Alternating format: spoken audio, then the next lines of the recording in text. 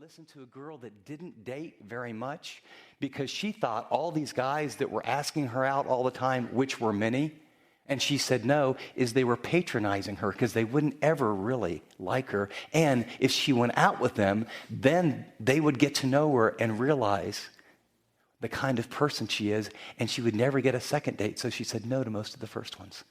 Of course, what happened? She was perceived as being this stuck-up, beautiful blonde. And I listened to her and I thought, 3.7, well, you don't understand. Perfection is 4.0. I'm a failure. She was in one of the most rigorous places. I was at a school that they trained dental hygienists, and it was really hard to get in, and there was 5 or 6 people for every slot, and of course she got it and was on top of the class. So on the one hand, this girl has everything going for her that you can imagine, from brains to looks. And on the other, her perception of herself was ugly, unworthy, failure, unacceptable. See, over time, some people had given her a reflection of some mirrors that said, Marilyn, you don't measure up. You're unlovable. And so, how did she respond to people? It framed her whole life. And I want to encourage you by the fact that all of us have had some warped mirrors in our past. All of us have insecurities and some fears of relating to others. We all have warped mirrors.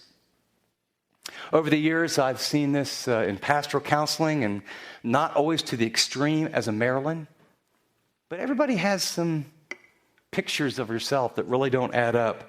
We experience distortions that affect our lives, our relationships, because of mirrors past and present. It's a lot like when you're a little kid and you grow up. It's like, you ever been to one of those fun houses where you get in one mirror and it looks like you're like 8 feet wide, and then you run to the next mirror and it looks like you're a toothpick and 11 feet tall, and then you go to another mirror and you go to another mirror, and it shows you all these different mirrors, and then there's sort of the regular one that's, quote, normal.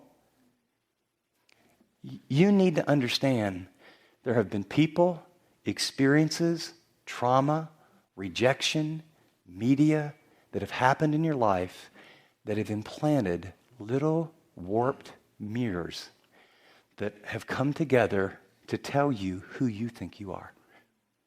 One author put it this way. It was very insightful. He says, we are not what we think we are. We are not even what others think we are. We are what we think others think we are. We're going to talk about overcoming a warped self-image. And a self-image is the mental picture or concept of oneself as a person. It's your own idea of who you are, your sense of worth. It's the composite picture of all those mirrors that have come together over time. And you get stuck here. You get stuck here. I mean, we had a whole movement. Remember the self-esteem movement about 15, 20 years ago? We had a whole movement that thought this was the answer to everything. Unfortunately, the self-esteem movement was built on we wanted everyone to feel good about themselves based on almost nothing.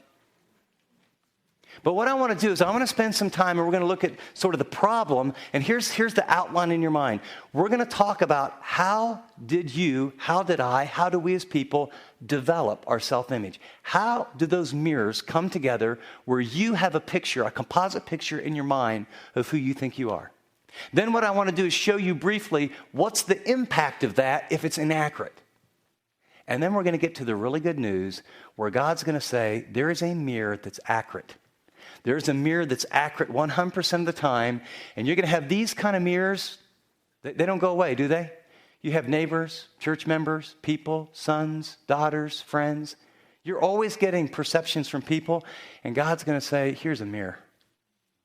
And I'm going to show you who I not only think you are, but who I made you to be.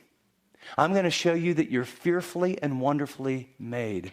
And I'm going to show you that with your warts and your hurts and your background and your baggage, I'm going to say some things about those of you that are in Christ that will shatter the warped mirrors of your past. Now, what you know from all the research is that the most powerful influence in your life about your self-perception is your parents, your family of origin. your mom, your dad. To keep listening to this audiobook, I've left you a link in the description so you can do it at no cost thanks to Audible's 30-day free trial.